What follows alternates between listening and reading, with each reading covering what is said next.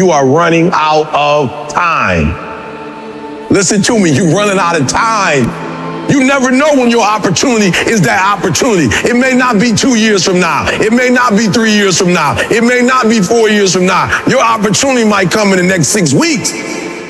My man told his grandfather, I'm graduating, and 2 weeks later, even before he literally marched, his grandfather passed. Who's gonna pass in your life because you average? Who's not gonna see you blow up? Who's not gonna see you accomplish your goals? Who's not gonna be able to enjoy the fruits of your labor with you? And one day you're gonna be great, but you think you got time. You think you got time. AET 3 years from now. I'm telling you, you deserve to be great now. Some of you will never be, you'll never have, you'll never do, because you sitting around waiting on a phone call, because you sitting around waiting for somebody to give you an opportunity. Your opportunity to get your mama out of that neighborhood and get your mama into a new neighborhood, listen to me, that opportunity might come in the next 6 months. You new at your job and you like, E.T., look, I just got here. I got forever. Listen to me very closely. You gotta hear me. You might be at that job another 10 years. You might be there another 20 years. But that opportunity, somebody's about to leave and get another job. Hear me very closely. Somebody's about to quit. Somebody's about to get fired. And you will not, listen to me, you will not be ready at that particular moment to go to the next level. Question is, will you be ready when that opportunity comes? So you're running out of time. There's a certain determination. There's a certain level of resiliency, a bounce back, a get back up that you have to reach certain levels of success. It's about being prepared beforehand so that when the opportunity comes, you are already ready for the opportunity. It's not playing Call of Duty and waiting by and putting the phone by you, waiting for somebody to pick up the phone and call you. That's not what it's about. Preparation. We're getting prepared just in case the opportunity comes. I don't want to start practicing on the opportunity. I want to practice before, so when the opportunity comes, I can stroke it. Are you hearing what I'm saying? You are who you are in practice when you play. And if you hadn't practiced, then when it's time to play, your play is going to be practiced. You heard me? Your play is going to be practiced. So it's working in the off season. It's doing what you got to do in the off season. So when the regular season come, you ready. You heard me say it before. I am an athlete. I am a professional. So whether there's a game or not, I wake up and shoot. I heard a little kid call me last week. He said, E.T., thanks, bro. I got up today at 5 o'clock in the morning and I'm practicing my soccer game. He said, but guess what? That's not what's important. He said, I'm not on the team, Eric. He said, I didn't make the soccer team, but I'm getting up at 5 o'clock every morning practicing as if I made it. There are two types of people. There are people who plan for events, and when the events don't show up, they don't show up. And then there's another group that's hungry, and they want it as bad as they want to breathe. And whether there's an event or not, they getting up. Whether there's an opportunity or not, they getting up and getting dressed. They getting up, they getting out, and they going to make it happen. Are you hearing what I'm telling you? I don't plan for events anymore. I plan because it's a part of the process. I plan because I'm a professional. I plan because I create my own luck. You ain't got to rely on nobody to get off average but you. So if I was to ask most of you, you already know what your challenge is. You ain't dumb. You know what it is. You just don't fight it. And at what point are you going to fight against that nature in you that you know? And you have the power to be great. It's in you. You capable of it. Now, you have to understand, if you stay average and you stay good, you'll never get to where you're trying to get to. And I'm challenging you to fight it. We all have 24 hours. What makes some of us average, makes some of us good, some of us great, is not the family you was born into. Right? It has nothing to do with that. It has nothing to do with your socioeconomic status. It has everything to do with how you command your life. People act as if you grow up in a house where your parents are rich, you're automatically, bro, we can look at people who grew up in wealth. They own drugs too. They make bad decisions too. Unfortunately, they take their lives as well. It doesn't matter where you come from. If you don't activate you, the environment doesn't matter anyway. It's the mindset. And so when I look back, like I had a victim mindset, like everything was about somebody else. All the anger and the frustration and the hurt, it was all blaming. Everything was about this person or that person or this person. Everything that's supposed to blow me up and take me to the next level is somebody else's responsibility. I never even realized I was where I was because of who I was. And I was actually getting the physical manifestations of my thoughts, of my feelings, my emotions. Like I was creating this and didn't even realize. I thought my mom created it. I thought my father created it. It's like, no, E, you created this. And I'm gonna tell you, the moment I realized you are the greatest common denominator, like you the common denominator.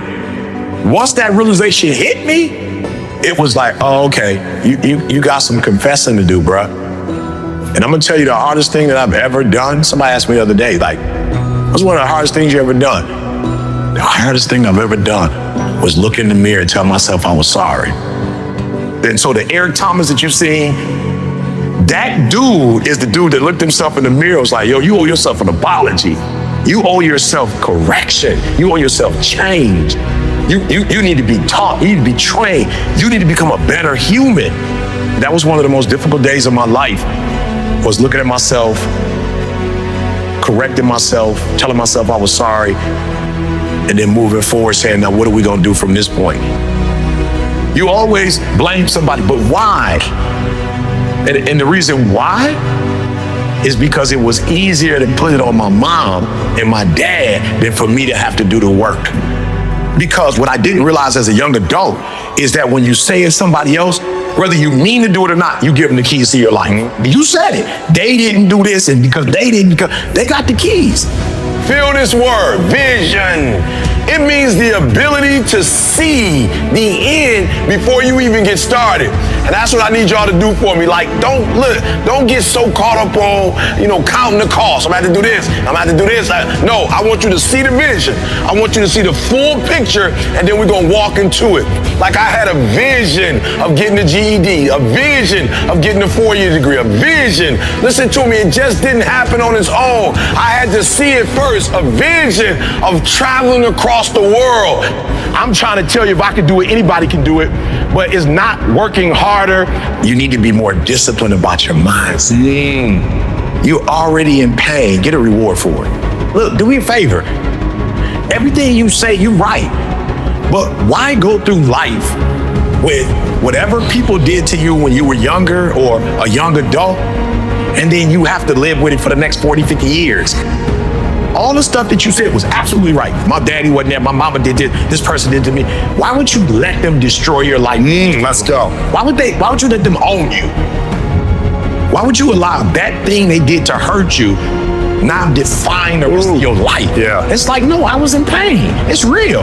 That's what I'm saying to everybody. We all go through pain. Some of us go through pain and it becomes our tombstone. Some of us go through pain and it's a scar. And we live a life of reward. So I'm just gonna say, you gotta deal with all of that, because when you get here, when you get to this level, you ain't practicing no more. You either got it or you don't. You don't even realize it's a blessing that you're not there yet. Because had you got to where you wanted to get to, most of you might lose it.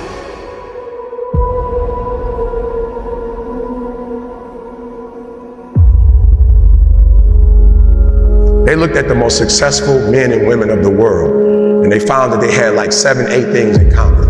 And one of the things they all had in common was a routine. They are obsessed with their routine. They don't have a gap of wasted time in their routine. You know, I realized the reason why I'm so successful and the reason why I don't get in trouble like I used to when I was younger is because when I was younger, man, my schedule had so many gaps in it.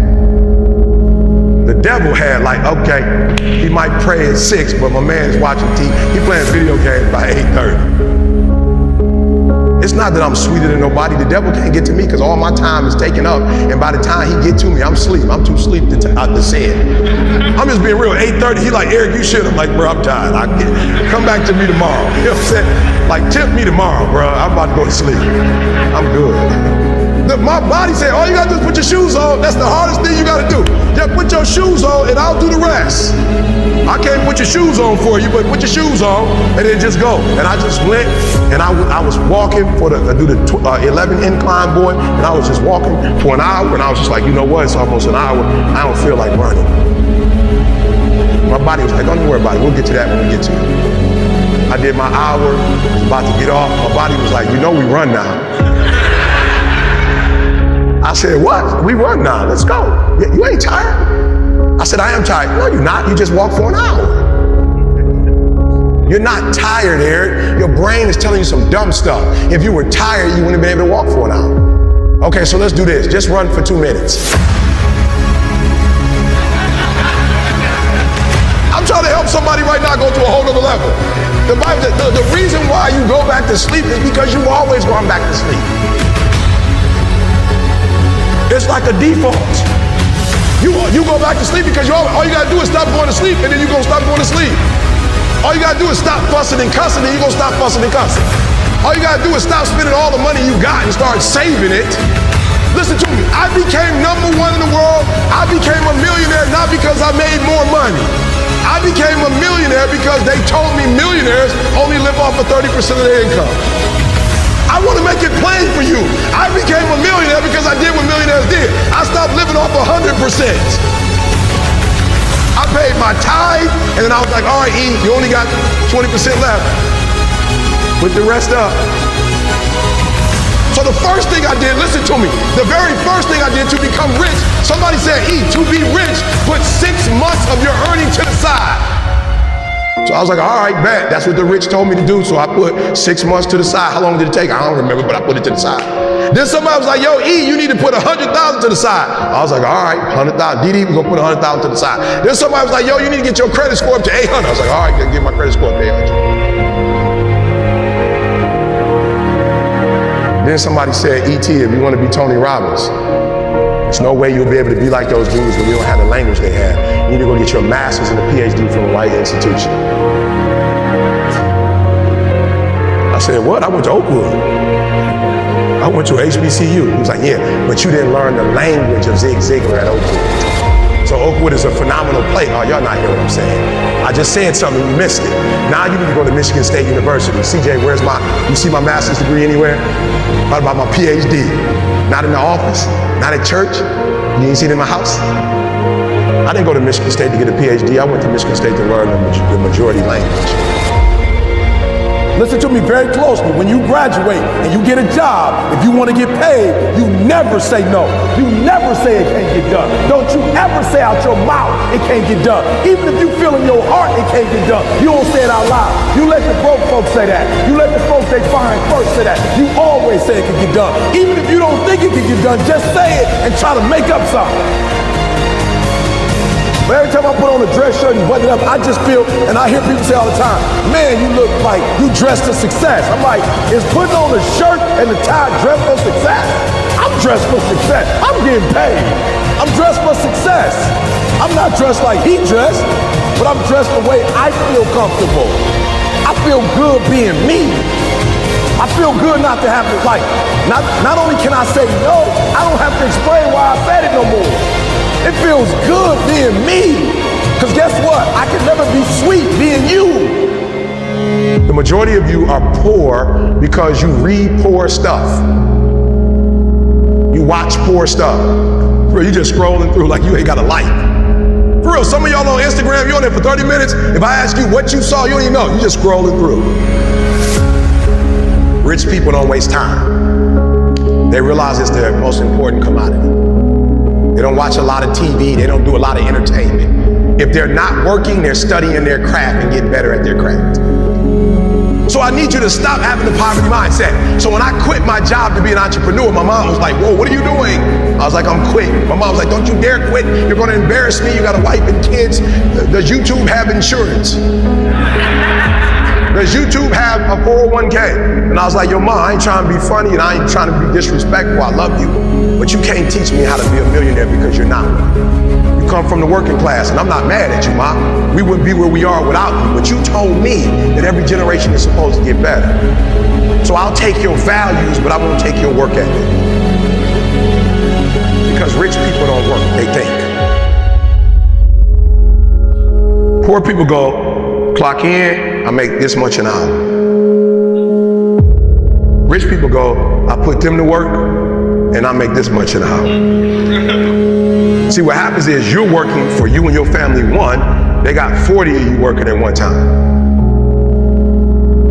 So they giving you 20%, and then they keeping the 80% off of 15,000 people. So what you have to decide is, are you gonna keep being the 99%, or are you ready to be a part of the 1%? Because it doesn't make a difference where you come from, high school dropout. It doesn't make a difference where you come from, GED. It doesn't make a difference where you come from, a 17-year-old mom that got pregnant. It doesn't make a difference where you come from, took 12 years to get a 4-year degree. It doesn't make a difference. You know what makes a difference? What makes a difference is when you become a 99% or a 1%. And when I start thinking like, acting like, and behaving like a 1%er. So I went to every single class, and when the teachers was talking, they thought I was just doing homework. I wasn't. I was listening to how they conjugate verbs. I was listening to how they tell stories. I was like, ooh. I peeped it out, y'all. They way more linear. So that I realized when you do corporate, it's A, B, C, D, E, F. It's 1, 2, 3, 4, 5. It's topic, body. It's topic, support, conclusion. I need your language though if I'm gonna compete. I need your rules if I'm gonna compete. I need your codes if I'm gonna compete. The problem with most of you is you don't have a 1% language. You got a poverty language. There was a language that I needed to learn. Does it mean I need to abandon the language that I learned? Absolutely not. Don't be average, like for real. Whatever it is you do, do it, and take a different perspective. Listen to me very closely. The problem I have with most kids, if I tell you what it takes, most of you will die of exhaustion. You pass out before you reach 10,000 hours. You just pass out. You don't got the heart for it. You don't have the stamina for it. You couldn't take what it really takes. Just for those of you who don't know, when they came from Africa and were enslaved, they didn't move them to San Diego. They wasn't doing God in San Diego. I just want to give you some perspective. They were in Mississippi, Alabama. It was smoking hot, and they didn't quit and they didn't give up because they said, we're going to get through this for the next generation. Come on. Our Latino brothers and sisters who were migrant workers, they in the heat. There wasn't no AC. And the stuff that y'all complain about, the stuff that y'all think is like hard. If you are inspired by this video, like, share, subscribe to this channel, and follow our Lessons of Life series for more inspiring experience.